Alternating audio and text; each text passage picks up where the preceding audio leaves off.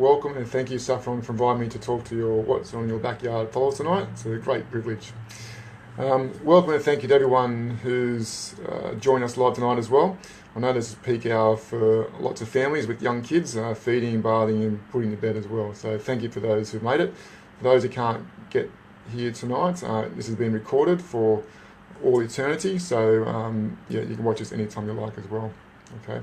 For those new to this social media format, what you can do is actually place or type in questions down below, and I'll do my best to get to them throughout the talk or at the end as well. Okay. Right. So what I'm going to be covering tonight is good posture and what happens when good posture goes bad. So a little bit dramatic, but you sort of get the picture, okay? I'm also going to give you some tools to enable you to check your family's posture at home, and also some exercises that you can do to help maintain good posture as well. So when you know what to look for, it's easy to make changes. The exercises aren't too strenuous, doesn't require any special tools. You can do it really easily at home as well. So for those who don't know me, my name is Dr. Sean Marnie, and I'm a chiropractor here at Bayside Family Chiropractic at Salamander Bay.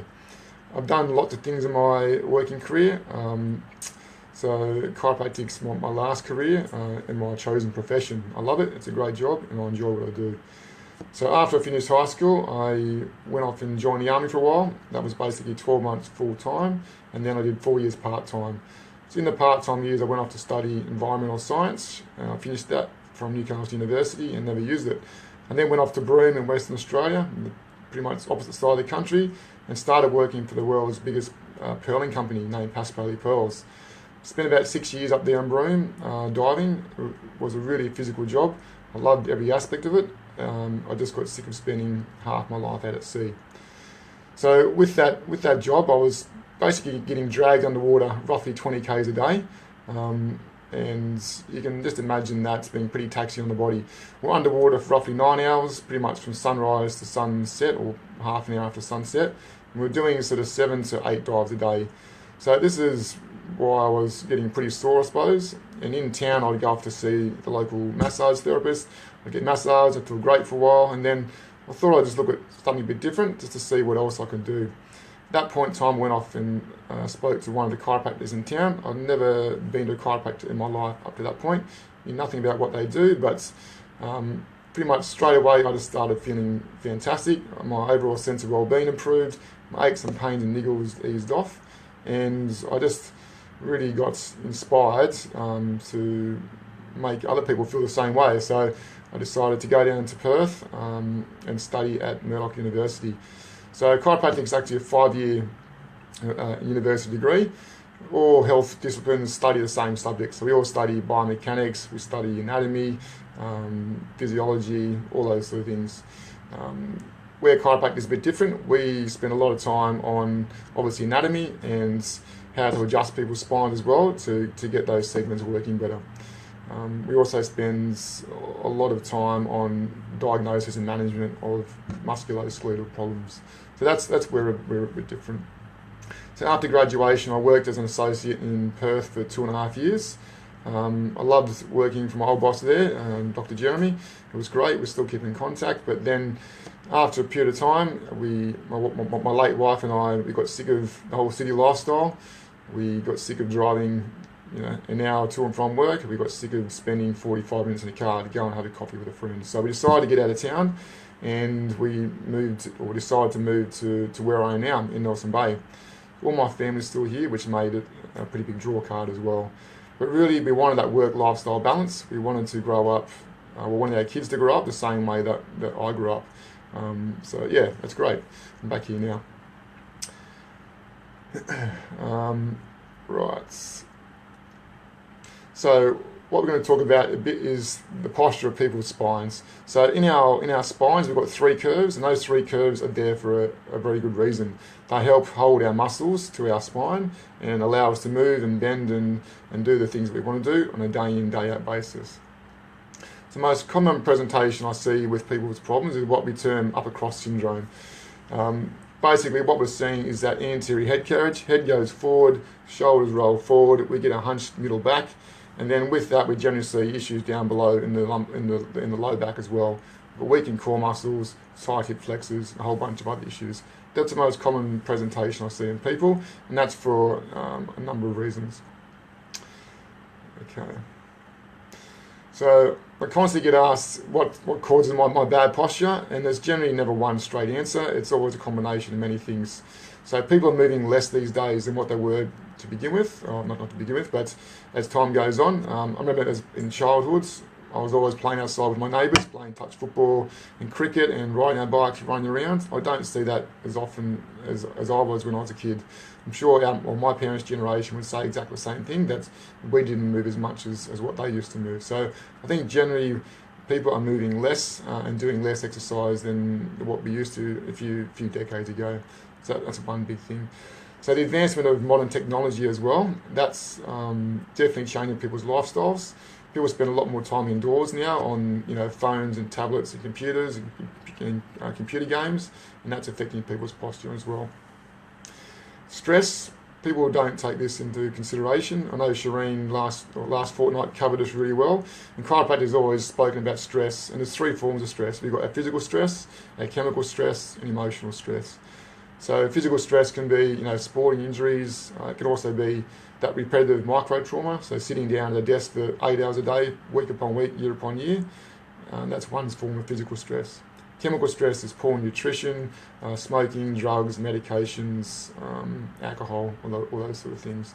Then we've got our emotional stress. So emotional stress is, relationships, work, finances.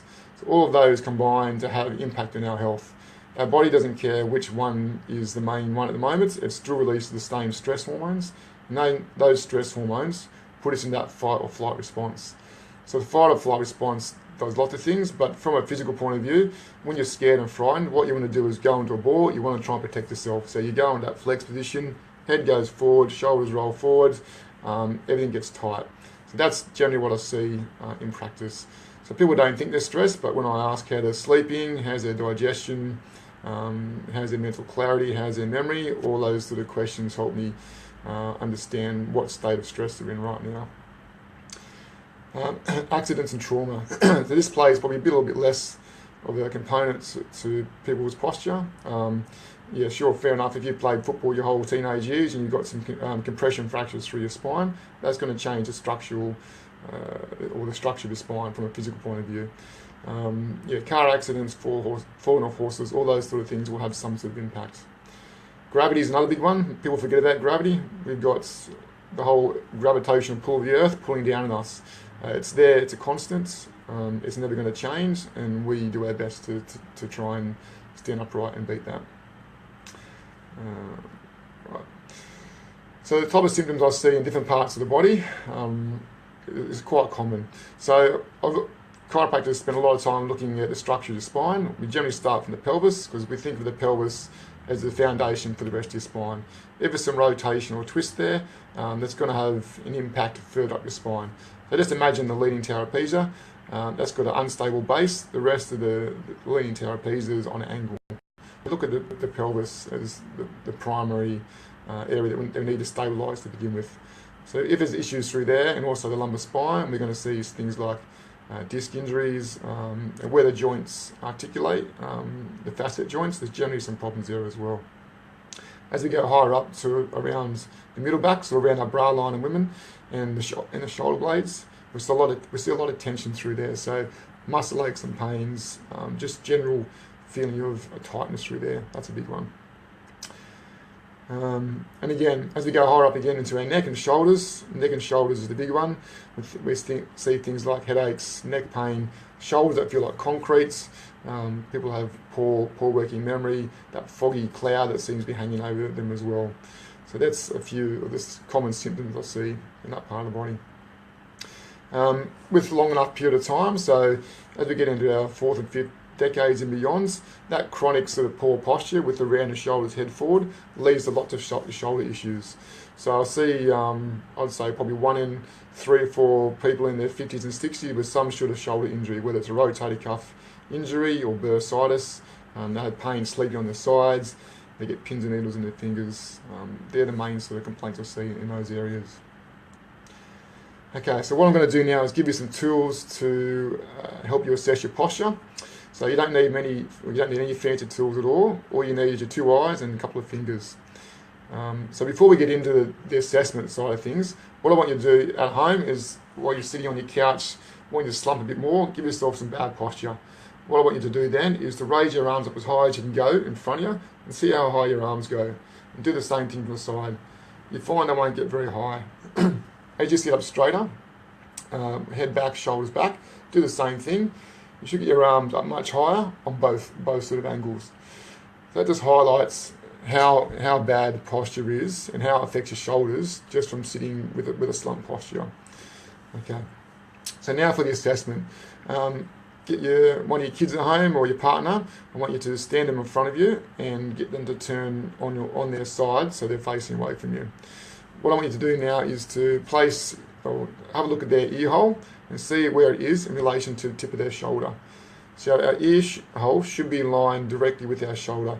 If it's forward from what it should be from normal, and then we're going to have what we term anterior head carriage, which will sometimes give us symptoms like headaches, neck pain, pins and needles in their hands, all those sort of symptoms. So as we go further down the body, check out where their shoulder tip is, see where it is in relation to the hip joint, see if their shoulders are forward from the hips, and then you can go down further as well. Look at their hip joints, the bony part of their leg up top, and go down to their knee and see how that is in a straight line as well. So pretty much our ear hole, tip of our shoulder, hips, knees and ankles should all be in a straight line all the way down our spine, all the way on that angle. Right. So next one we can do is the front-on assessment as well. So now I have the person turn front on to their, so they're facing you. I want you to get your 2 fingers and place in their ears and see if their head's tilted one way or the other and whether there's any rotational component as well. Do the same thing for your shoulders, exactly the same thing. See if they're tilted one way or the other, or see if their shoulders are sort of moving forward compared to the other as well. You can then go down the hips, so those 2 bony landmarks on either side of their body. Check that out as well, and see if one hip's lower than the other as well. So that's going to give a good sort of idea of how the body's in alignment on those 2 different areas. Okay, so what you choose to do now is really up to you. You can do nothing. You can just say, yeah, there's an imbalance there, and just ignore it. Or we can start to sort of make some changes in regards to lifestyle and some home exercises, which will help change your posture over time as well. So where chiropractic really works with, we work with the posture of the body. We work with the structure of the body, and we work on getting all those joints on your spine working as best they can. Once that structure's supported, and once that structure's working better, those muscles work better. People generally don't have as many aches and pains, and they move better as well. Okay. Right, now some exercises. Now, exercises aren't very complicated. Most important thing I find in practice is what we call a posture pole. Basically, a bit of glorified foam. It's about 90 centimetres long. So what I want people to do at home, if you haven't got one of these, just get a couple of towels or a poo noodle, make a big sausage out of it, and what you can do is have that going down the centre of your spine with your head on either a pillow or end of the pole, with your legs sort of bent at 90 degrees and your feet flat in the ground. What I want you to do then is to lie there on your back with your arms out to the side in that sort of star position. I want you to lie there for about 5 or 10 minutes per day. What that's going to do is allow those muscles across your chest to open up, to loosen off. It's going to put all your body back into extension and allow those muscles between your shoulder blades to relax. That's really important. If you do that for 5 or 10 minutes per day, most days of the week, that will make you feel better. You'll find your posture is more upright, and a lot of that tension's eased off as well. Now, as part of the posture pole exercise, there's lots of exercises we can do for our neck. They take a bit longer to explain those ones, so I probably won't go through them tonight, but if you want to ask me, shoot me an email and I'll show you some videos. The next one we can do either on the pole or standing upright. It's called the YWTL exercise. Very complex. All we're doing is making the letter Y with our arms. We basically imagine we've got a pencil between our shoulder blades, and you're sort of squeezing your shoulder blades gently together, and what you're doing there is holding those shoulder blades together for about 10 seconds. Next one's letter W, same thing, shoulders back, hold for 10 seconds. Next one's letter T, arms out to the exactly to your side or shoulder height, and bending your palms backwards. You'll probably feel some burning sort of tightness sensation through your forearms and fingers. That's all those nerves stretching down your arms. You need then bend your neck either side, and you should feel that tension increase. Next one's letter L. Basically, arms by your side and bending your arms backwards as far as you can go. That's sort of stretching all those shoulder rotator cuff muscles. Okay. If you've got a fit ball at home, even that's great as well. Basically, get the fit ball pumped up and roll over it on your back, and sort of put your whole back into that arch position, into extension. Anyone doing Pilates or yoga, thank you. It makes my job 10 times easier. I recommend most people go and do some Pilates or yoga. Very good for mental health, number one. Very good for balance as well, and also stretching the spine and all the other muscles in our body, and also strengthens all of our posture as well. So if you're not doing Pilates or yoga, I highly recommend that as well. Now, in regards to ergonomics, this is really important for school kids and also people at the workplace as well. So postures, our postural ergonomics, so our ergonomics at work is, think about, we spend a third of our life at work. It needs to be addressed and needs to be done properly. So important idea with posture at work and at the desk is the 90-90 rule. So imagine you're at your desk sitting down in the chair and want your legs to be at 90 degrees, or basically hips and knees at 90 degrees. So your legs should be parallel to the ground, if not slightly lower than that as well. You have your feet resting on a footrest just to prop your ankles up, just to take the pressure off the back of your legs. In regards to your hands should be the same sort of position as your legs. So at 90 degrees or horizontal to the ground. And when you're on the computer typing, just use your fingers to touch type only. And then when you finish typing, rest your palms on the keyboard or on the table. That will just take the pressure off your carpal tunnel when you're typing away. In regards to your mouse needs to be nice and close to your body. You don't want to be reaching right out in front of you. And it needs to be nice and close. With the monitor needs to be about eye level height, if not slightly below, and about 1 arm length away. If you make those small changes to your workstations for your kids and also for yourself, that will be make a big difference. Okay. Now, in regards to sitting, I mentioned before, sitting is the new smoking, so it's good to sort of alternate between your desk chair and a fit ball. Get a fit ball. I recommend either 65 or 75 centimetres high. That way you can sort of alternate between your desk chair and your fit ball, and that just changes your posture and makes different muscles work, and gives it some of those postural muscles a bit of a break as well. Okay, I think that's about it. Okay,